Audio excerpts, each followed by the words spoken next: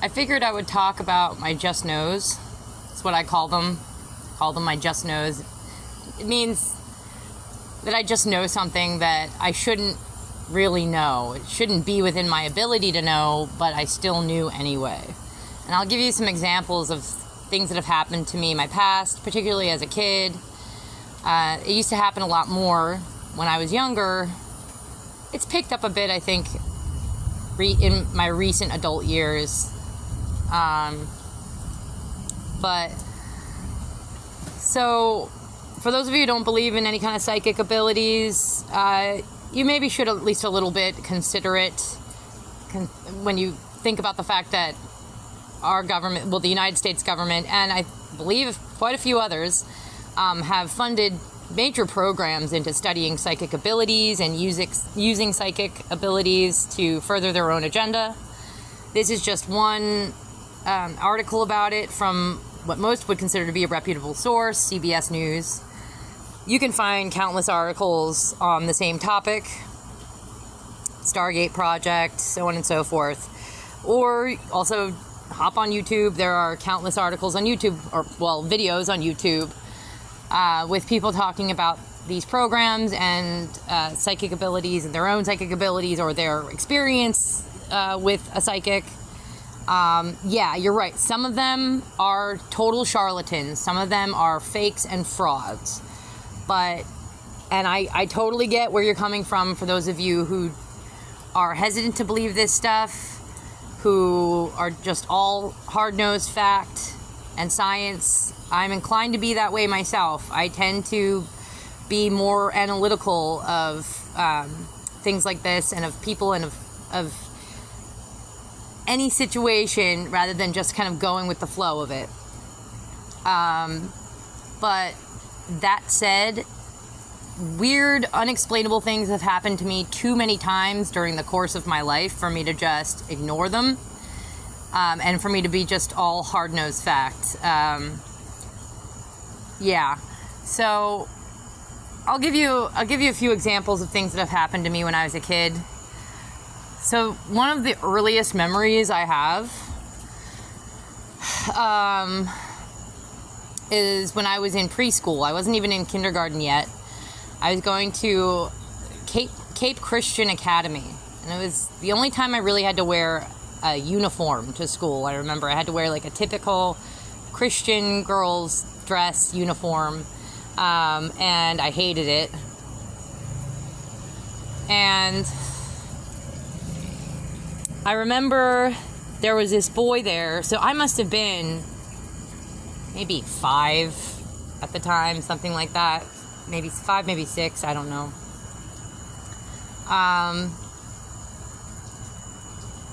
At that school was, I think, probably the first boy I ever had a crush on. And I don't remember his name. I don't remember anything about him except that he was blonde. And I just remember one day,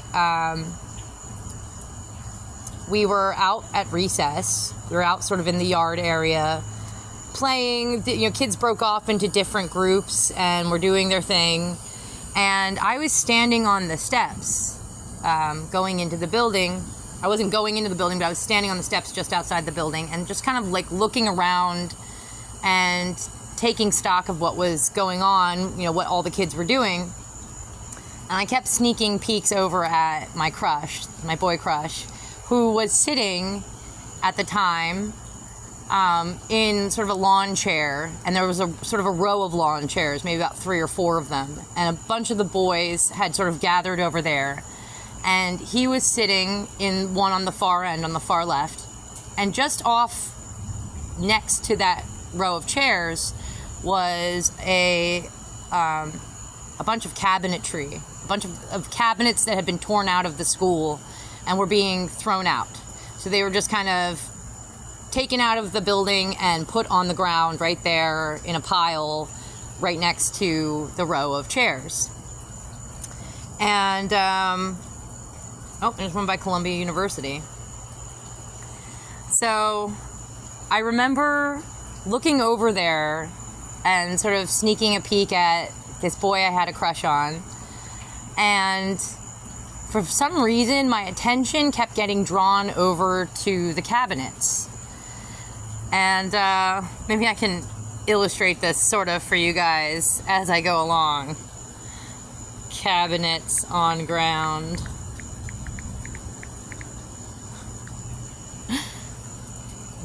See if I can find something that looks similar to what it was. No, these are all on ground outside.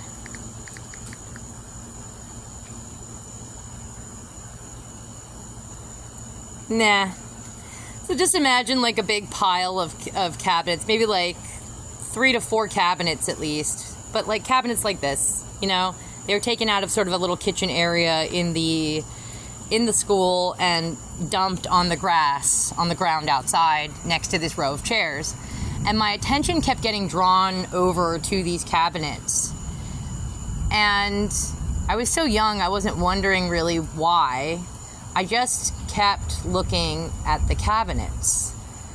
And I didn't know why. And it was as if all of me sort of went blank.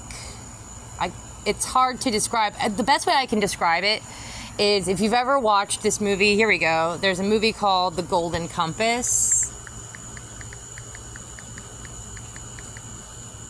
where this little girl, Lyra,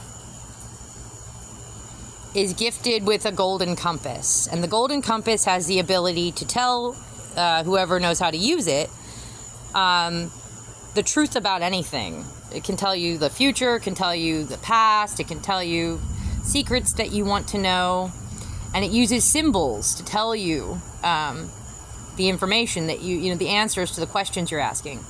And the girl, Lyra, is instructed when she's given the compass, she's told, if you have a question for the compass, hold that question in your mind, but hold it lightly in your mind, as if you're holding a fragile thing, like a baby bird.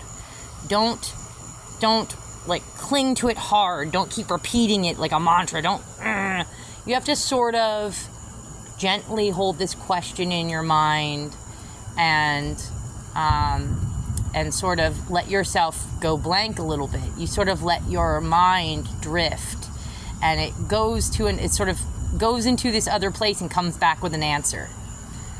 What the other place is, again, I couldn't completely tell you. That's sort of something I've been trying to figure out myself for a long time now, and a lot of other people have been trying to figure it out.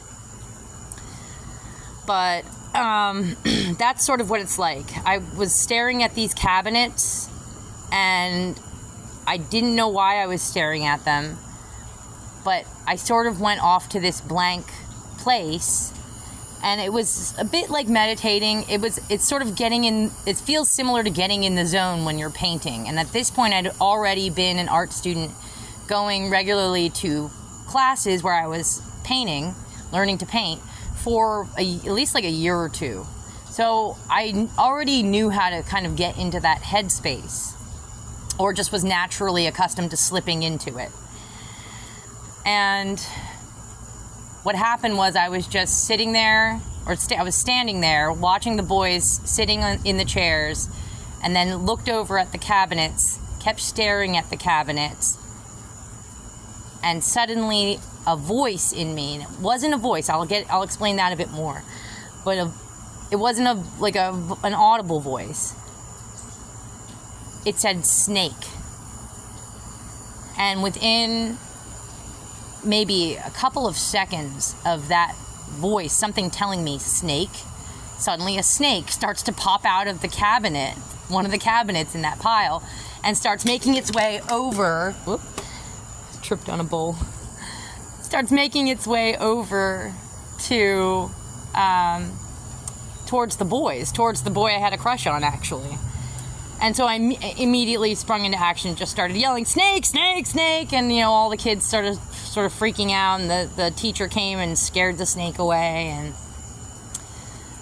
But to give you more of a description on the voice that sort of came up bubbled up from inside me, saying snake, it was not an audible voice. It was not something I was hearing as if it was coming from outside of me, nor was it like a voice in my mind. And I was not seeing the word snake either. The best way I can describe it to you is think of a number. Think of the number 4. Now, some of you might see the number 4 in your mind when you think of the number 4, but like try to do math in your mind. Try to do like 2 plus 4 equals what? Equals 6. For a lot of you, I know for me personally, when I think of a number, quite often I won't see an image of the number in my mind, and I won't hear it out loud, and nor will I hear the word 4 or 6 or 2. I won't hear that in my mind, but I just know it. Like, you know a number. Sometimes you just know something. That's the best way I can describe it to you. Or your name. If someone asks you your name, do you see your name spelled out in your mind? Probably not. Do you hear your name being spoken inside your mind? Probably not. Do you hear it as an auditory, like a hallucination or something from outside your head? Probably not. Somebody asks you your name, you just know it. You just know it. It's right there. It's like immediately in your mind, but it doesn't have anything you can see or hear or anything like that. Not in your mind or externally outside of your body. You just know your name. Your name's just there. Someone asks you something that you know automatically. It's there. It's in your mind, right? That's the best way I can describe it to you guys. When the word snake kind of bubbled up inside of me, I didn't see it. I didn't see the word snake in my mind, and I didn't hear it. It just was there suddenly.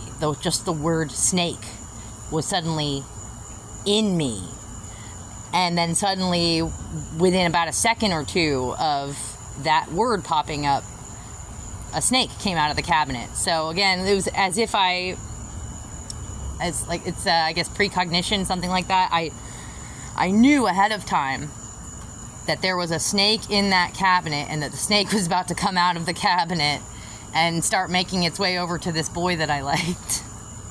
So that's one of the earliest memories I have of this happening to me. And in fact, probably one of the earliest memories I have of anything. So there's that one. And then I'll give you another one that really stands out in my memory. So this happened years later in 8th grade. I remember it was 8th grade because I was just starting at a new school. I was starting at the Petty School, which is the school I went to with Chris Thompson, who is one of my suspects. He's a member of the band Vampire Weekend. And so it was my 8th grade year there. They disbanded the 8th grade year. They don't have it anymore. They disbanded it when I was like a sophomore there. But when I was starting there, I started as an 8th grader. And there were only about 20 some of us, like 24 8th graders there. In total, there were only about 500 students in the entire school for 8th through PG, post-grad. So 8th, 9th, 10th, 11th, 12th, and then post-grad. All total was maybe about 500 students. And we were within the first couple of weeks of school. I still didn't know everybody there. By the time I graduated at the end of that year, I knew all the names of all the students, at least in 8th grade. Because it wasn't that many. It was only 20 some of us. But I remember I only knew the names of 1 or 2 other students. And I'd fast made friends with this girl named Olga. So I'd already made friends with her, and we were in a history class together. And the way this history classroom was, this classroom was laid out, it was a really small, tiny classroom, and there was a huge table in the middle of it. It was more like 2 or 3 big wooden tables all pushed together that formed one giant table that took up most of the space in the classroom. You had to sort of squeeze sideways around this table to get around the room to the opposite end of the room when you came in through the door. And I remember there was this one boy in 8th grade who in that class I had already spotted kind of around the campus. This was a boarding school, private boarding school. And I was living there in the dorms, and I saw this guy walking around on campus a little bit already in the first couple weeks, and I'd already kind of decided I sort of liked him. I thought he was cute. And I didn't know his name, though. I didn't know anything about this dude. Nothing whatsoever. I later found out his name was Zach.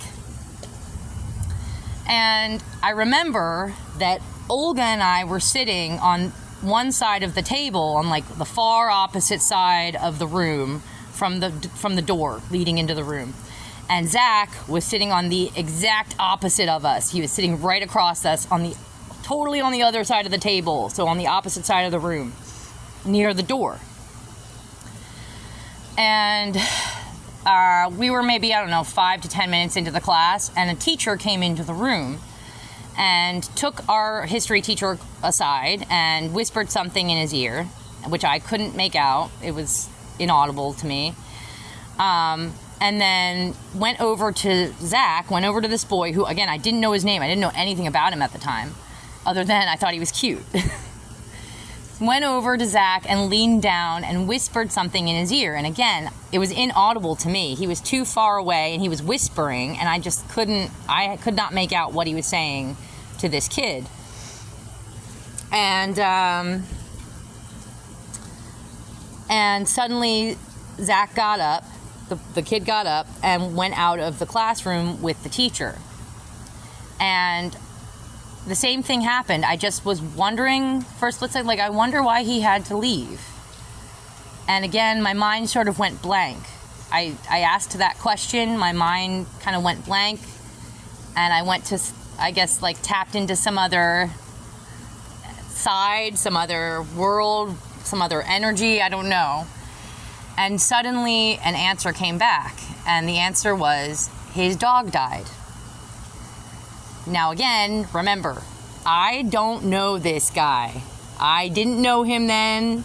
I didn't know his name. I didn't know where he was from. We were all from different places. A lot of us were boarders there. We were living in the dorms. So, I went to school, one girl was from Hong Kong. One dude I went to school with there, I know, was from Pakistan. We had kids there from all over the world. So I didn't know anything about this guy. I didn't even know his name. I certainly didn't know whether or not he had a dog.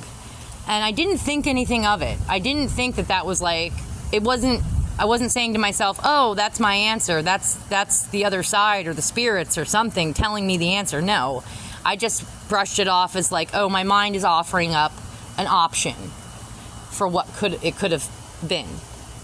But what are the odds? It could have been so many. It could have been a million options. What are the odds that my mind would offer up that specific option?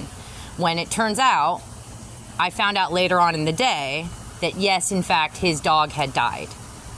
And that's why the teacher came and got him. And I doubt very much, even if I could hear what the teacher was saying to him, I doubt very much that the teacher would have told him right then and there in the middle of the classroom. The teacher more likely leaned down and said to Zach, I need you to come with me. I gotta talk to you about something.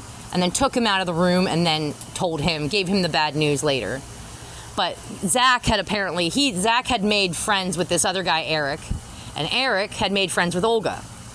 So Olga, who I was friends with already at that point, Olga found out from Eric, who found out from Zach, that yes, Zach's dog had died. And Olga confirmed it for me later on in the day. I was I wonder why they pulled that guy out of class earlier. And Olga was well, his friend Eric told me that his dog had died. I was what the hell? What are the odds? What are the odds that I would immediately be struck with the right answer for, such a simple question, what seemed to be something that didn't seem to matter.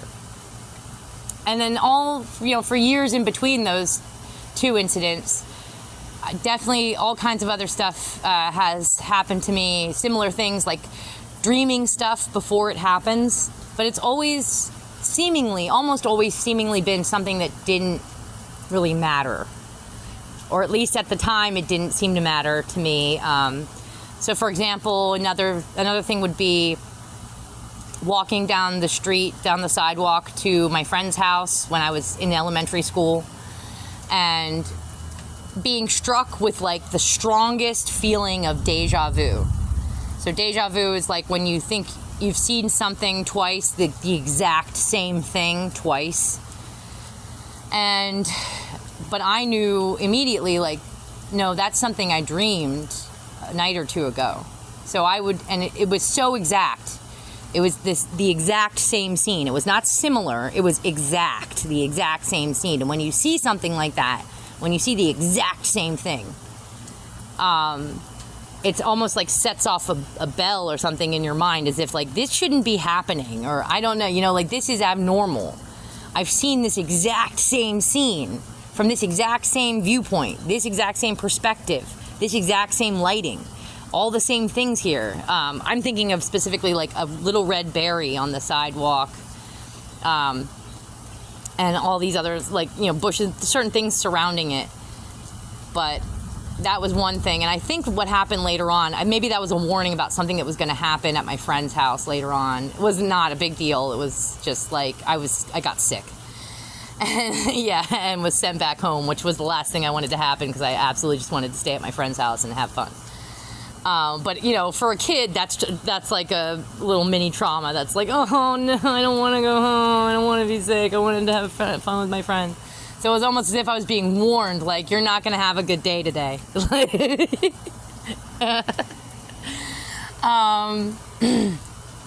So yeah. So I've definitely had these experiences where I dream things where that seem to be telling me, warning me of something that's going to happen. Where I dream stuff before it happens.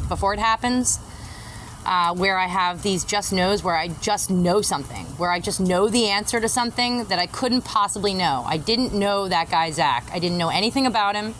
I didn't know where he was from. I didn't know anything about his family. I didn't know he had a dog. It could have been any number of reasons why he got called out of that classroom. But it turned out it was because his dog died. And the ether or whatever supplied that answer to me before it was confirmed for me. And again, how a young little girl who's not even in kindergarten yet knows that a snake is in a box, that she couldn't even, I didn't look in the box. How I knew that before I ever saw the snake it still remains to be totally explained. But that's why I'm like, yeah, I can't totally dismiss the unexplainable, because it's happened to me. It's actually happened to me. I've actually experienced these things. And they say a lot of people who are in the know about ESP, psychic abilities, they say that everybody actually has some psychic abilities, just sort of different levels of extremity, I guess. Some people have really strong psychic abilities. Some people have very low-level psychic abilities. But supposedly everyone has this ability on some level. So yeah. So again, that's part of what makes me go like, when I got this really good, strong gut, I want to say good, like a strong gut feeling that this guy was in some kind of a cult, that there was some child abuse attached to it, to the symbols that he's using. And when I have dreams about him saying, where I just know in the dream that he's pretending to be harmless, but it's an act,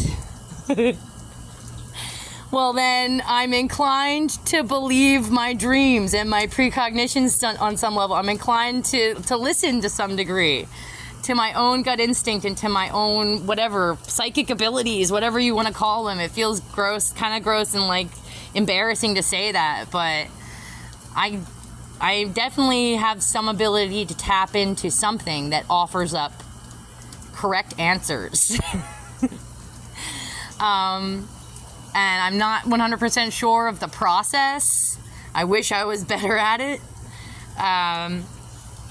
But yeah, so again, when I get that feeling, when I get really strong gut feelings,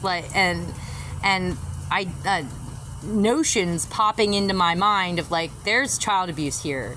This guy's referencing some child abuse. These symbols are connected with child abuse. He's pretending to be someone he's not. He's putting on an act to some degree.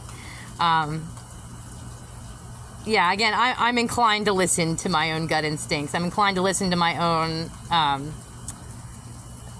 connection with the ether, my own connection with the oversoul, or the universal archives that have all the answers. Whatever the Akashic records, whatever you want to call it.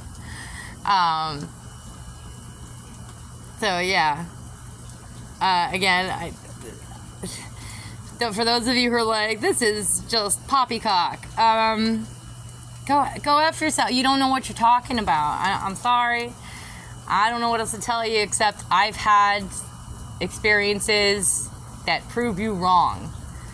They just do. And I don't know what else I can tell you to make you believe me. All I can do, I don't have any evidence of this stuff having happened. All I can do is just recount what happened to me and hope that you understand that, like, if it's the truth just comes naturally. And I think I represent it. I retold these stories as naturally as I possibly. All I did was remember them and just tell you what happened. So when people are lying, you can tell. I think if you're anyone worth your salt, you get a sixth sense for when somebody's lying to you. So yeah. So I just wanted to tell you guys about my just knows. That's what I call them, my just knows. How I just know some things that I shouldn't know, but they always turn out to be true. All right. And take that for what you will. And again, like, how do I just know that there's some child abuse going on here with these? Let's have a look. A Show with Ze Frank. Again, A Show with Ze Frank. This is one of his YouTube series, one of the first ones he came out with. Images. So all these videos of him,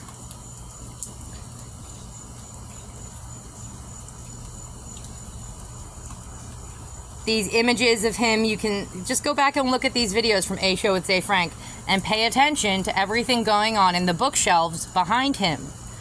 That stuff changes from episode to episode. He's moving them around on purpose. He's using these things in the bookshelf behind him as symbols, and they're telling you a story, and they're relaying messages to you. So pay attention to the symbols he's using behind him in the frame on the bookshelf, and then start looking up what these things could possibly mean in a more esoteric, metaphysical sense. Because I promise you, that is what he is trying to relay to you. He's not just putting cutesy little toys behind himself on the shelf there.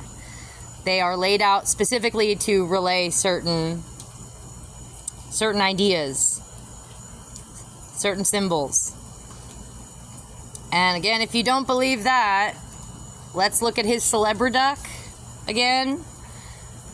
Ze Frank, Celebriduck.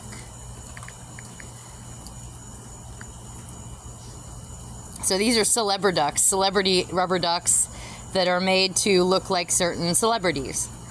And Ze Frank has one. There it is. Pay attention to how the finger is pointed. Pay attention to how he's holding a little round yellow ball. I know it's another rubber duck, but essentially the overall shape is it's a little round yellow ball, and the finger is pointed there. Now let's bring up an occult, esoteric symbol, Gnostic symbol, Abraxas. Images. There it is. Oh look, a pointed finger. And he's holding a little round sun there, which would be yellow. It's a sun. Typically we associate sun with yellow. Little round yellow ball. And it's a big bird, right? So rubber duck holding a little round ball in its right hand and pointing the finger of its left hand. Just like Mr. Rubber Ducky here. Pointing his finger in his left hand, holding a little round ball in his right hand. That represents the sun. And this is a Frank Celebriduck. So he's basically fashioning himself to be like the Abrasics. And I've already made videos in the past talking about how the heart is connected with the devil in many ways. The heart symbol is connected with the devil because the heart rules over passions, and so does the devil. So you can see those symbols, the heart symbol and the devil symbol, used interchangeably. So devil, tarot, go. Images. You see them associated with each other. Here's the typical devil tarot design. If this thing would like to cooperate with me. Well, we'll just see right here. You have two hearts in this image. One heart is at the top. It's being made with the devil's horns, pointing down towards the point of his beard. And then the other heart is being made with the legs and the crotch there. So you have two hearts in this devil tarot image. And that's just one example of how the heart is often associated with the devil in symbolism. All right. So again, my just knows have yet to fail me. They've always been on point. Sometimes it seems like they are about benign things, but then later on, quite often turns out that, oh, it was not something that was so benign. It was something that was kind of important to me, and might even be important to others, like child abuse and child trafficking and incest between parents and kids. So yeah, can you explain that to me, Zay? Zay? Can you explain that to me? Why are my just knows telling me that you're doing no good? You're up to no good. What are you doing? What are you doing with the children? Why are my just knows telling me that you're a baddie? Am I really that far off? I mean, I know everybody's a little bit bad, but I don't know, dude. Maybe the devil's just trying to confuse me.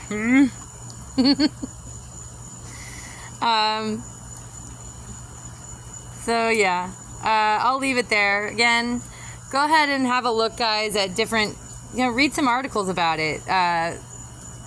There's some pretty big news stories out there talking about it, some pretty big names that have admitted to it. CIA has even released documents admitting to, funding programs on psychic abilities.